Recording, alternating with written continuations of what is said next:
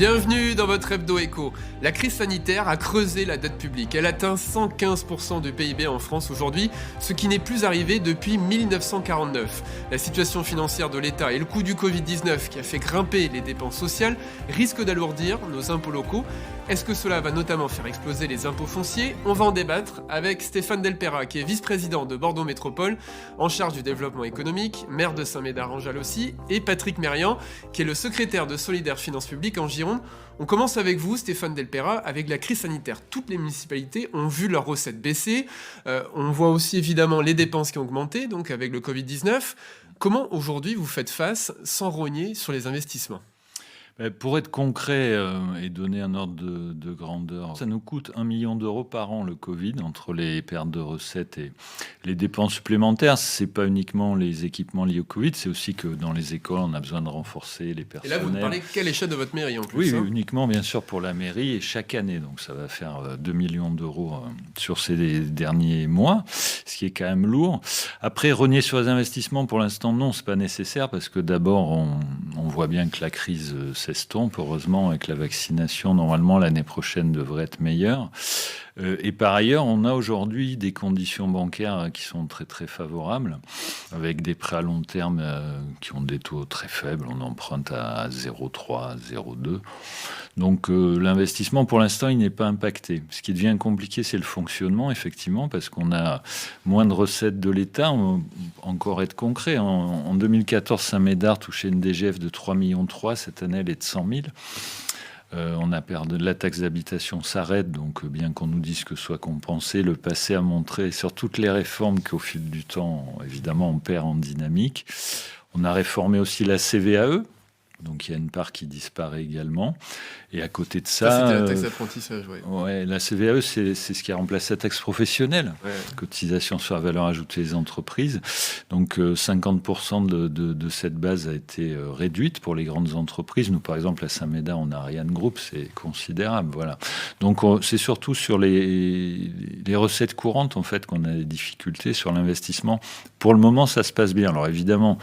Si au niveau du fonctionnement, les problèmes perdurent longtemps, ça finira par impacter l'investissement. Mais pour l'instant, on n'en est pas là. Sur les 28 communes de la métropole à Bordeaux, seules 5, dont la vôtre, ont augmenté. Est-ce que c'est reculé pour mieux sauter dans un an, sachant qu'il y a quand même des échéances électorales très proches ? Moi, je n'ai pas souhaité mélanger le débat électoral et la question fiscale et qu'on prenne plutôt nos responsabilités sur la base d'une étude, en plus financière, réalisée par un cabinet indépendant. Donc, comme il y avait eu un changement de majorité, ça nous paraissait logique. Et effectivement, on voit bien qu'aujourd'hui, avec le Covid, avec les réformes fiscales qui sont en cours pour les collectivités locales, manifestement, la taxe foncière augmentera. Alors après, chacun l'augmente l'année où il préfère l'augmenter. Mais nous, on a préféré avoir une étude, avoir une stratégie sur le mandat. On a augmenté cette année, on n'augmentera plus. Voilà, les choses sont claires comme ça. Patrick Mérian, en tant qu'expert justement de ces questions fiscales, la suppression de la taxe d'habitation va créer probablement un vase communicant, c'est-à-dire que irrémédiablement, hors Covid, de toute façon, on aurait augmenté la taxe foncière. Ça pose quand même un problème de concentrer les impôts justement sur une assiette de plus en plus réduite. Bien sûr, le but quand même de ce financement de l'action locale, c'est d'amener les contribuables à adhérer, à consentir à l'impôt. Donc l'idéal, évidemment, c'est d'avoir des assiettes les plus larges et que tout le monde contribue à hauteur de ses moyens à ce financement. Faire reposer simplement l'imposition locale sur la part foncière, mais on pense aux particuliers, mais aux entreprises aussi, hein. On a évoqué la CVAE, mais il y a aussi la CET, la contribution économique territoriale, dont s'acquittent les entreprises, semble forcément déséquilibré. C'est couper l'habitant du financement de ces actions locales. Donc forcément, ça créera un déséquilibre. Vous parliez de vase communicant tout à l'heure. Bien sûr, à partir du moment où il n'y aura plus la taxe d'habitation, donc qui représentait quand même 23 milliards d'euros en France, il y aura une compensation alors de deux natures. D'une part, la part de taxe foncière qui allait au département irait aux communes, a priori, mais ça ne compenserait a priori globalement qu'à hauteur de 80%. Ce qui a toujours été le cas aujourd'hui depuis un certain nombre d'années. Quand il y a eu des transferts de l'État, à chaque fois, c'était rarement compensé à 100% pour les collectivités locales. Hein. D'une part, et puis c'est basé sur l'imposition de 2017, sans pouvoir évoluer. Alors qu'en même temps, les besoins, eux, évoluent, les normes sont en augmentation sans cesse. Et la population, en Gironde, en métropole aussi, ne cesse de croître tous les ans. Donc ça veut dire qu'il faut des équipements supplémentaires, des écoles, davantage d'infrastructures sportives et autres, culturelles, pour répondre aux attentes de la population. Quoi, absolument. Et puis vous avez évoqué les effets de la crise, forcément aussi, avec toutes les entreprises qui ont dû fermer la porte, les personnes qui perdent leur emploi aussi, des rentrées fiscales en moins aussi. Donc par le fait que les impôts de production diminuent, tout ce qui est TVA, taxes foncières, etc., forcément, mécaniquement diminue, il y aura forcément un manque à gagner. Et la compensation de l'État, effectivement, n'était déjà pas forcément au rendez-vous au moment de la suppression de la taxe professionnelle. On peut aussi douter du fait qu'elle soit au rendez-vous au moment de la disparition de la taxe d'habitation, qui reste quand même un ballon d'air pour les usagers, c'est évident, mais il faut imaginer qu'à partir du moment où on vous en prend d'un côté, on vous le reprend de l'autre. Comment on fait quand on est maire, justement, c'est Fan del Pera, où on voit que les courbes se croisent, mais dans le mauvais sens, justement. On voit des dépenses qui augmentent, des attentes et des exigences aussi de la population qui sont beaucoup plus fortes, et en même temps, les dotations de l'État qui ne cessent de baisser, la crise sanitaire qui rajoute là-dessus des problématiques financières pour vous.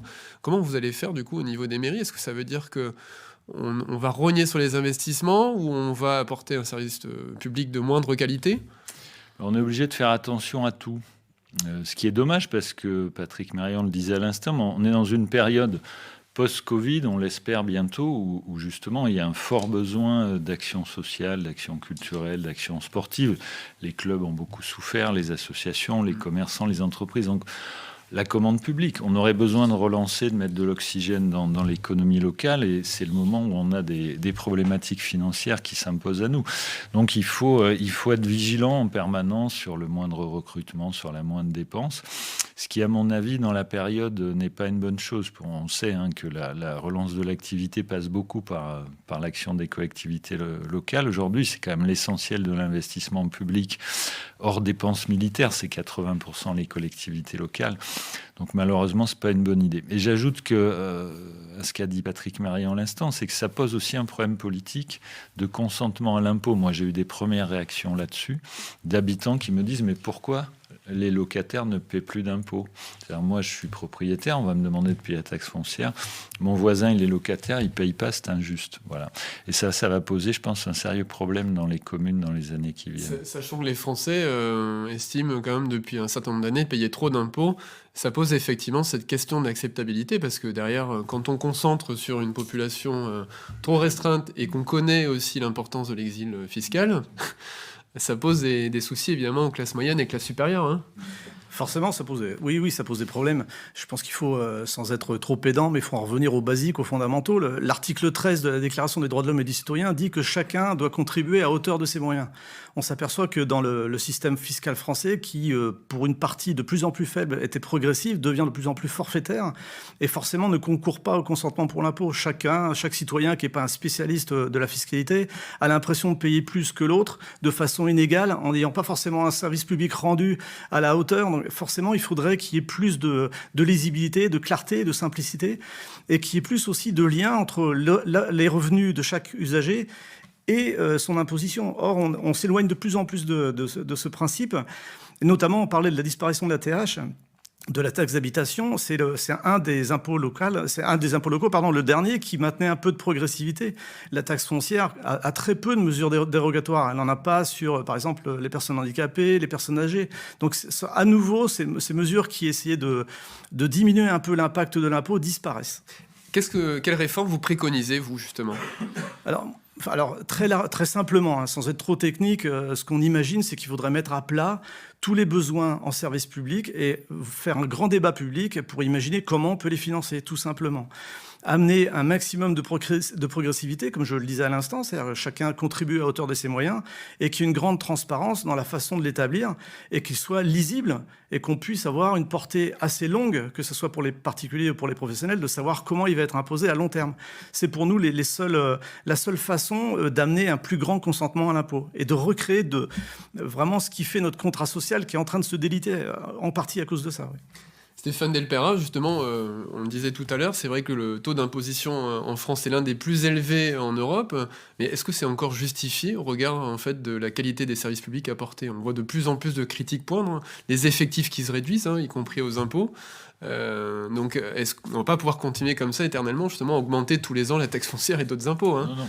On est effectivement un petit peu dans un cercle vicieux finalement parce qu'on a beaucoup réduit les moyens des services publics ces dernières années pour gagner de l'efficacité, paraît-il, et baisser les impôts, notamment de production.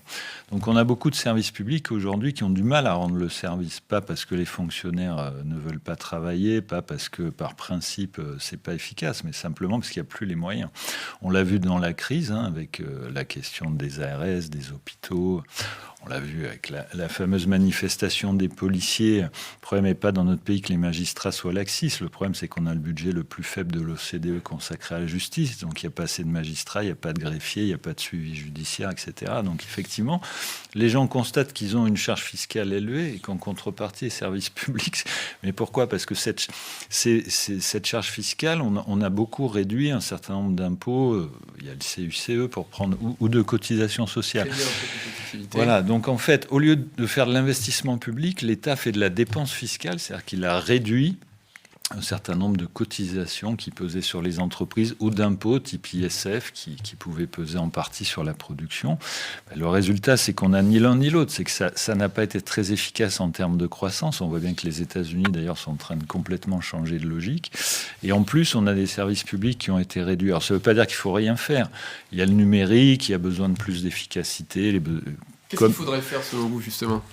Moi, je pense qu'on a des raisonnements nationaux qui ne marchent pas sur le terrain. On l'a vu avec la mutualisation. On nous a expliqué les métropoles, les grandes régions, on va faire des économies. C'est le contraire qui s'est produit. On a plus de dépenses. Moi, je pense que c'est la proximité qui permet de réduire la dépense, en fait, publique. C'est pas d'agrandir, c'est pas de rassembler. On voit que quand c'est bien géré, c'est parce qu'il y a une proximité, il y a une vraie connaissance des dossiers. Et donc, il faut en revenir à ça. Il faut faire confiance, je pense, aux responsables locaux. Puis après, il y a sûrement des réformes. Je pense qu'on a trop de niveaux de collectivité. Certains proposent, par exemple, l'élection des métropoles au suffrage universel. Je pense que ce n'est pas une bonne idée. Est-ce qu'on va rajouter une collectivité territoriale qui, aujourd'hui, n'existe pas ? Ou alors, on veut supprimer les communes. Moi, je ne vais pas vous dire les mairies. J'aime beaucoup les mairies. Non, mais pour être sérieux, il y a sans doute, en milieu urbain notamment, milieu rural, c'est autre chose. Mais il y a un sujet, je pense, métropole-département qui est en train de se poser. On l'a vu à Lyon. Bon, à Lyon, ça s'est fait justement parce que le département avait des graves difficultés financières. Mais en tout cas, il faut clarifier tout ça parce qu'on n'y comprend plus rien. Puis, au niveau de l'État, il faut sûrement... distinguer les dépenses régaliennes qui aujourd'hui font défaut sur la police, sur la justice, sur un certain nombre de sujets, même sur la défense, où je pense que l'Europe est en train de reculer et ça finit par se payer, parce que quand vous êtes faible d'un point de vue géopolitique, ça se paye d'un point de vue économique aussi, on l'a toujours vu. Donc il faut sûrement que l'État revienne aussi, arrête de se mêler de tout, de faire des annonces. Vous parliez des dotations en collectivité, mais au fond, c'est même pas l'essentiel, même si c'est déjà une grave difficulté, mais c'est les annonces perpétuelles. Par exemple, on vous dit il y a une nouvelle loi pour l'isolation des bâtiments. Ça part d'un bon sentiment. Si vous ne faites pas isoler vos bâtiments, vous serez pénalisé. Mais à quel argent on le fait ? Donc voilà, et on nous fait ça sur l'accessibilité, on nous fait ça sur tous les sujets. Donc c'est une machine à faire des annonces qui ne coûtent pas à l'État et que les collectivités doivent prendre en charge. Donc il y a quelque chose qui ne va pas là. Merci beaucoup. Merci. À tous les deux. C'est un sujet complexe sur lequel on reviendra. Merci pour votre écoute. Vous pouvez retrouver tous les épisodes de l'Hebdo Écho sur notre site internet sudouest.fr ou bien sur la plateforme d'écoute de podcast de votre choix, YouTube, Spotify, Google Podcast et Apple Podcast. Vous pouvez aussi regarder la version vidéo de cet entretien via la page de TV7 sur sudouest.fr. Merci et à bientôt.